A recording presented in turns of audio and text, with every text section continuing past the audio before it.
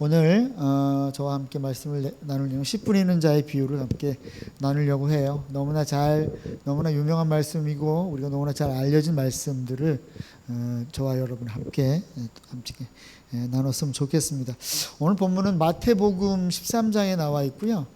그 다음에 마가복음 4장에도 나와 있습니다. 그리고 누가복음 8장에도 나와 있는 예수님이 굉장히 중요하게 다뤘던, 그래서 아마 이 공간복음 세 군데 다 나와 있지 않나 그런 생각이 들어요.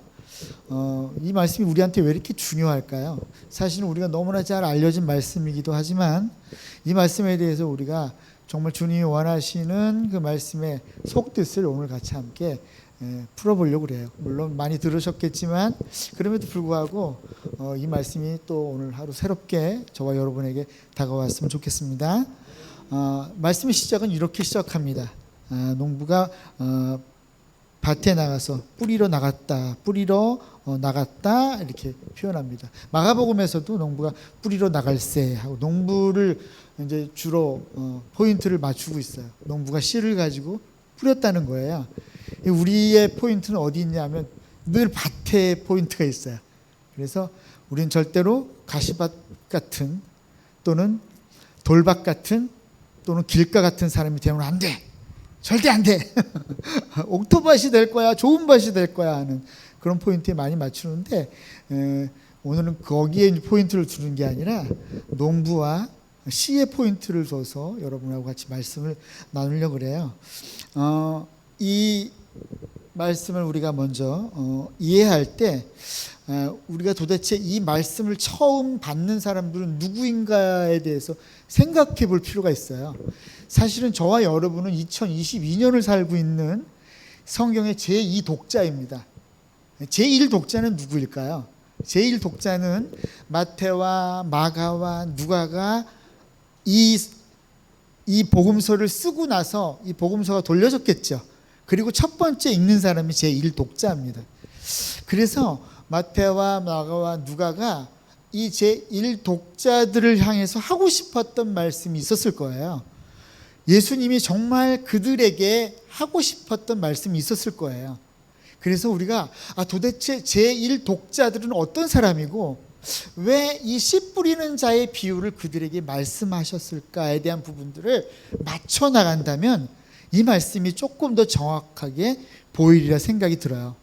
그러면 마태복음, 오늘 본문에 나타난 이 마태복음의 수신자 제1독자는 누구였냐면 유대교로 열심히 유대의 여호와 하나님만 섬기다가 예수가 오셨고 그분이 십자가에 못 박히셨고 그분이 부활 승천하셨다는 걸 믿었던 유대인들이었어요. 유대인들이 그리스도인이 된 거예요. 사실은 유대인들이 그리스도인이 된다는 것은 굉장히 목숨을 걸 만한 일이에요. 더군다나 유대인 공동체는 그 공동체가 삶의 터전이고 그 공동체가 모든 게 다거든요. 거기서 빠져나온다는 건 죽음을 의미해요. 그래서 구약에 보면 출교당한다는 건 너 죽어라 그런 얘기예요. 그런데 지금 이 본문의 말씀을 듣고 있는 제1수신자였던 유대인 그리스도인들이 바로 그런 처지라는 거예요. 자기들의 공동체에 나와서 자기들의 동족의 배신뿐만 아니라 넌 배신자라고 낙인을 찍혔고 너는 이단이라고 낙인을 찍혔던 사람들이에요. 그러니까 얼마나 많은 핍박을 당했겠어요. 더군다나 유대인 공동체에서 나왔다는 것은 이 먹고 사는 문제가 해결이 안 돼요. 왜냐하면 유대인 공동체에서 다 먹고 사는 문제가 해결되기 때문에. 근데 거기서 나와서 자기가 예수를 믿었다는 건 내가 목숨 걸고 나 이제 예수 믿고 죽겠다는 얘기예요. 그러니까 이 마태복음, 지금 마태복음 13장을 읽는 제1독자들의 상황은 핍박과 어려움과 환난이에요. 자, 그 다음에 마가복음의 우리 독자들을 한번 볼게요. 마가복음의 4장에 나와 있는 이 씨 뿌리의 이 독자들은 각각 달라요. 왜냐하면 이 저자들이 다 다르기 때문에. 그래서 마가복음의 독자는 누구였냐 하면 이방인들이었어요. 로마에 살고 있는 이방인들이었는데 이 이방인들이 예수를 믿은 거예요. 예수를 너무 잘 믿었어요. 그런데 예수님이 오신 주후 64년경에 무슨 일이 있었냐 하면 로마에 큰 화재가 일어나요. 로마의 도시 전체가 한 3분의 1은 다 불타버려요. 그래서 로마 사람들이 난리가 났어요. 도대체 이 방화범이 누구냐 해가지고 그 방화범의 주범이 네로 황제다 하고 막 이렇게 막 여론이 일어나고 있는 이 순간에 로마 정부에서 무슨 방법을 썼냐 하면 방화범은 네로 황제가 아니라 그리스도인들이야 라고 하고 방화범을 지금 막 그리스도인들에게 덮어씌우기 시작했어요. 그래서 당시에 많은 그리스도인들이 콜로세움이라고 하는 그 원형 경기장에 나와서 불타 죽고 사자에 죽고 네로 황제 박해가 굉장히 심했거든요. 거기서 다 죽어가요. 그분들이 수신자예요. 제1 독자들이에요. 자, 누가복음의 또 독자는 누구냐 하면 누가복음은 누가가 주로 편지 복음서를 받게 했던 분들이 주로 병자들이었고요. 가난한 사람들이었고요. 사회 계층에서 좀 힘들으셨던 분들을 중심으로 이 복음서를 쓰고 있어요. 저자 수신자가 다 달라요. 자, 그런데 그 수신자들 나름대로 공통점이 있어요. 마태도 그랬고요, 마가도 그랬고요, 누가도 그랬어요. 받는 분들이 다 어려워. 환난도 있고 예수 믿는다는 것 때문에 억울함도 당하고 방화범으로 쫓기고 죽임을 당하고 가난해야 되고. 자, 이런 수신자들 앞에서 오늘 이 말씀이 주어졌거든요. 이 말씀이 주어졌어요. 근데 이 말씀을 이분들에게 막 열심히 자기 목숨을 다해서 예수 그리스도를 섬기고 예수 그리스도만 사랑하고 그렇게 신앙생활을 하는 분들에게 자, 이 말씀을 딱 주었어요. 더 열심히 해야지. 옥토가 돼야 되니까. 여러분, 그러면 어떻게 될까요? 그럼 핀트가 좀 안 맞아요. 핀트가 좀 안 맞아요. 이거를 옥토가 돼야 된다라고 이렇게 말씀을 많이 들었을 거예요. 그럴 수 있어요. 그런데 오늘 저와 여러분은 조금 더 다른 관점에서 이 말씀을 보는 거예요. 도대체 이 받은 수신자가 누구였고, 이 말씀을 이 전하는 복음서 저자들이, 그리고 주님이 도대체 우리에게 옥토밭과 또 가시밭과 또 돌밭과 길가를 이야기하신 이유가 뭘까에 대한 부분들을 조금 더 안으로 들어가서 파보자는 얘기예요. 말씀이 어렵죠? 그래도 안 좋으시네. 좋은 분이 계실까 봐 걱정했는데 그렇습니다. 자, 그래서 이 말씀을 조금 더 접근해 보면 이 말씀 나중에 마태나 마가나 다 이 후반부에 열쇠가 있어요. 예수님이 이 비유를 하신 다음에 무슨 말씀을 하시냐면 이 비유는 못 알아들어. 너희들이 봐도 못 믿고 들어도 못 알아들어, 이런 말을 해요. 근데 우리가 얼핏 보기엔 이 비유 너무 쉽잖아요. 우리 그냥 길가 아니면 되잖아. 우리 옥토박 열심히 기행해가지고 우리 예수님 열심히 섬기면 되잖아, 이런 말씀인지 알았는데 이 말씀 후반부에 그렇게 표현이 안 돼요. 이거 들어도 못 들을 거야. 너네들 알아차지도 못할 거야. 이사야의 예언이 성취될 거야, 이런 말씀을 하세요. 도대체 이사야의 예언이 뭐예요? 이사야의 예언이 뭐였냐면 너희가 말씀을 들어도 듣지 못할 것이고 보아도 보지 못할 것이고 모든 이에게 가려졌다는 얘기예요. 못 알아듣는다는 거예요. 그래서 예수님이 이 못 알아듣는 얘기를 비유로 말씀하셨고 이 비유가 듣는 자에게만 들릴 거야, 이랬어요.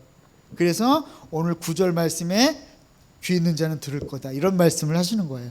도대체 무슨 말씀을 우리가 들어야 될까요? 여긴 비밀이 있습니다. 우리가 이 비유를 좀 더 깨닫기 위해서는 팔레스타인의 농사하는 방법을 좀 우리가 알아야 돼요.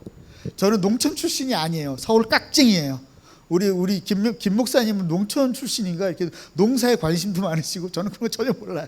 그런데 분명한 건 우리나라 농사하는 기술과 지금 당시 예수님의 이 팔레스타인 이때 당시의 농사 기술이 달라요. 지금은 우리가 막 밭을 갈고 거기다가 이제 막 이렇게 모내기를 하고 막 이러잖아요. 근데 당시에는 농부들이 나가서 씨통을 들고 씨를 그냥 뿌려요. 이렇게 온 곳에 다 뿌려요. 뿌리고 뿌려요. 다 뿌려요. 때로는 길가에 떨어지기도 하고요. 때로는 돌밭에 뿌려지고요. 때로는 가시밭에, 때로는 옥토밭에 이렇게 뿌려져요. 이렇게 쭉쭉쭉 뿌려진다는 거예요. 이 뿌려짐에 대한 부분들을 우리가 하나님의 나라가 이렇게 뿌려지는 거예요. 하나님의 나라가 이렇게 뿌려진다면 하나님의 나라가 꼭 스펙 좋고 또 잘 나가고 믿음 좋은 사람들만 뿌려질까요? 아니에요. 때로는 내 마음이 길가 같아서, 때로는 사단한테 마음도 뺏기는 사람들에게 뿌려져요. 할렐루야. 때로는 그 마음에 너무 그 가람이 심해서 뿌리가 내리지 못하는 돌짝밭에도 이 씨가 뿌려지는 거예요. 농부의 마음이에요. 그냥 주님은 농부처럼 오셔서 뿌리는 거예요. 또는 내가 근심도 많고 걱정도 많아서 예수님 잘 못 믿어, 그런 사람에게도 뿌려지는 거예요. 아멘? 아멘이에요. 아멘이에요. 그래서 이 네 가지의 상황들을 우리가 살펴보면서 때로는 가시밭, 때로는 돌밭, 때로는 길가에도 뿌려지지만 우리에게 소망이 있는 것은 그 뿌려진 씨에 생명이 있다는 겁니다.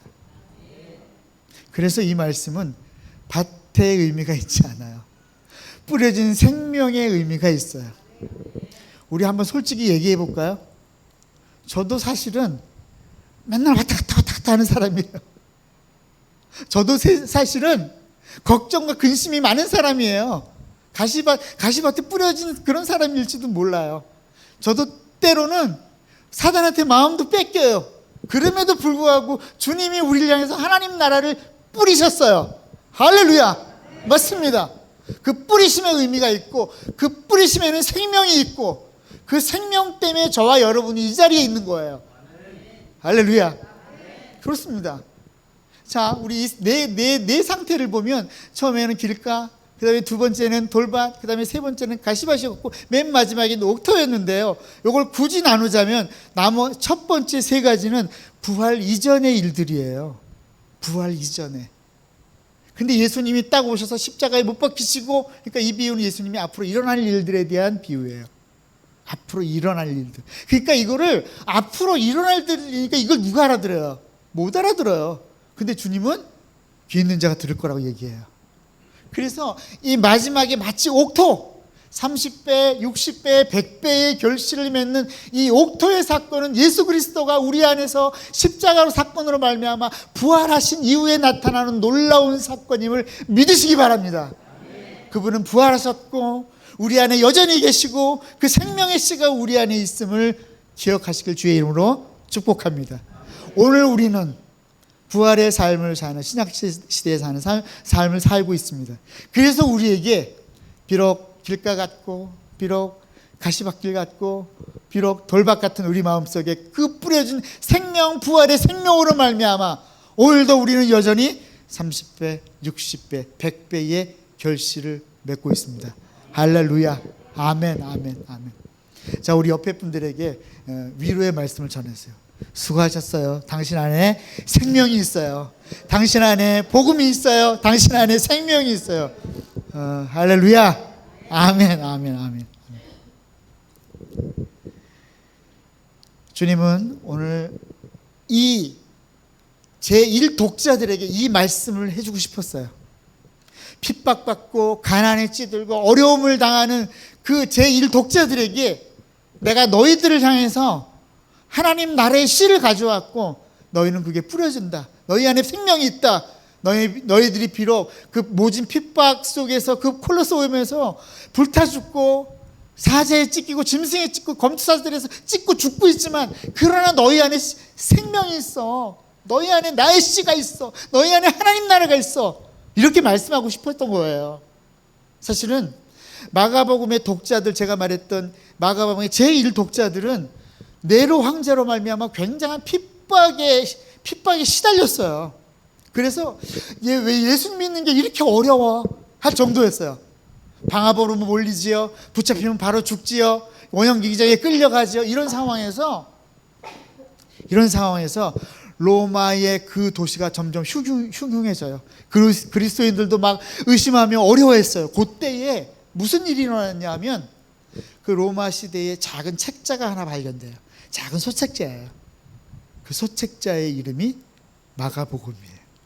마가의 책이 그들에게 전해졌어요. 그래서 핍박받고 어려움을 당하는, 그래서 정말 이 현실의 상황이 도저히 이해 안 가는 그 성도들을 향한 목회적 답변이 바로 마가복음이었고 마태복음이었고 누가복음이었어요. 오늘도 그 말씀이 여전히 저와 여러분에게 있습니다. 오늘도 여전히 그 말씀이 우리에게 있고 그 하나님의 생명의 씨가 우리 안에 있음을 믿으시기를 주의 이름으로 축복합니다. 조금만 더 하겠습니다. 자, 이 말씀 후반부에 저희가 다 읽지는 않았어요.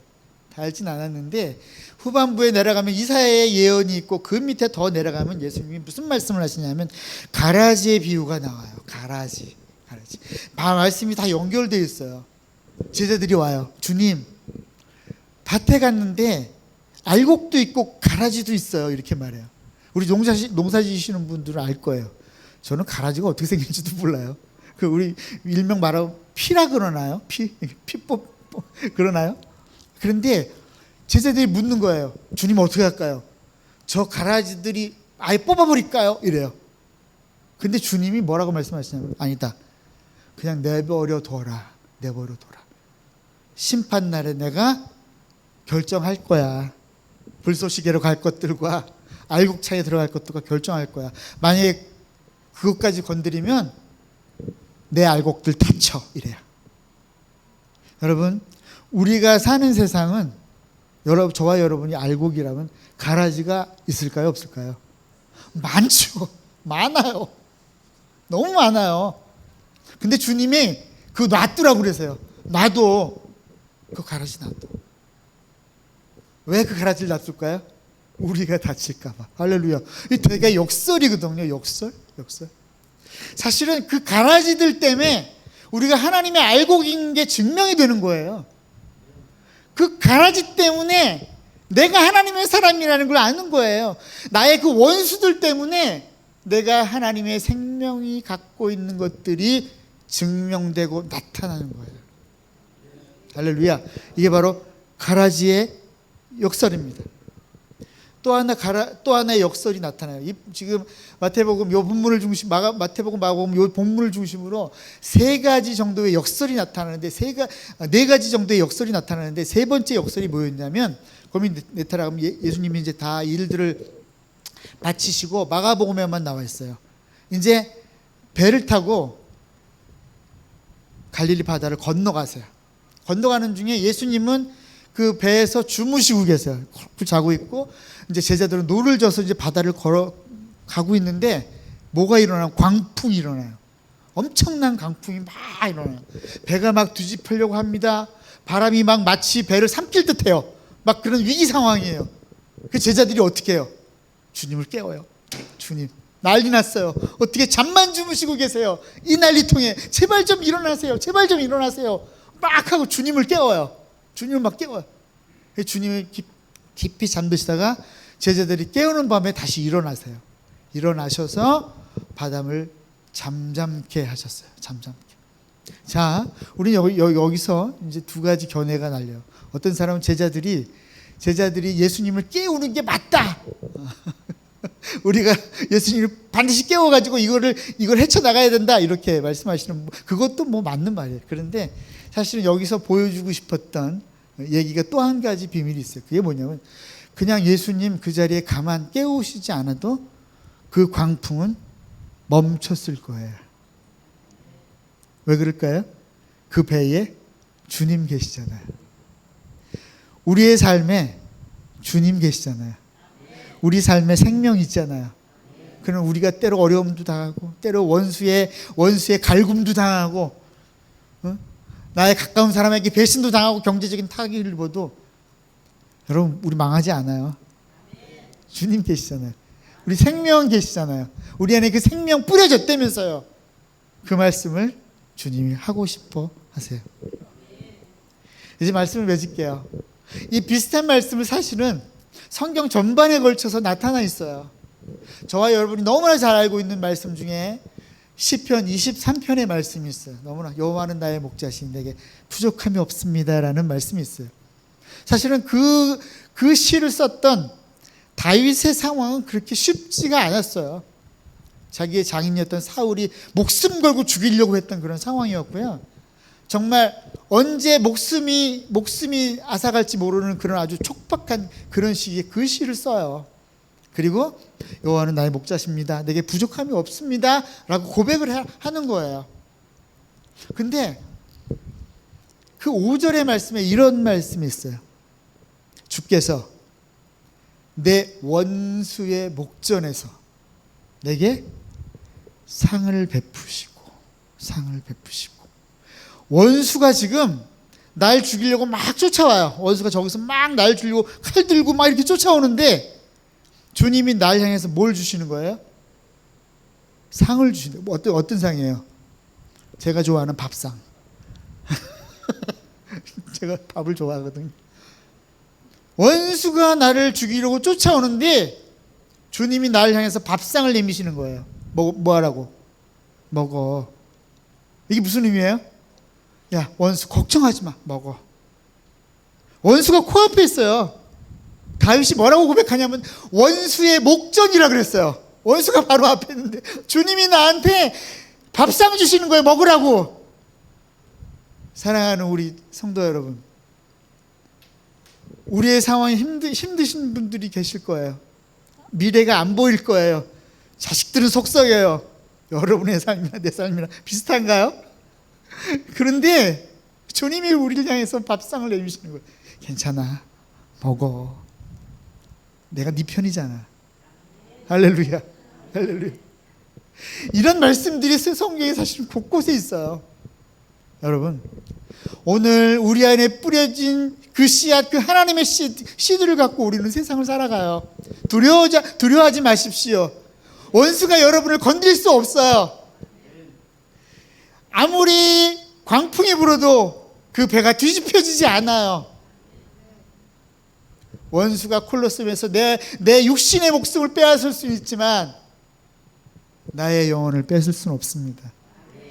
하나님은 저와 여러분에게 오늘 2022년을 살아가는, 아니 이미 초대교회를 살아갔던 성도들에게 이미 주셨던, 그리고 또 우리에게 주셨던, 그리고 앞으로 우리 자녀들에게 그 주실 이 말씀을 오늘도 현재를 살아가는 저와 여러분들에게 오늘도 이렇게 주심을 믿고 승리하며 한 주를 살아가는 우리 믿음의 성도들 되시기를 주의 이름으로 축복합니다.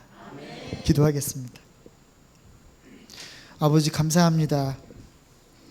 아버지는 여전히 내 아버지셨고 아버지는 여전히 내 주님이셨습니다.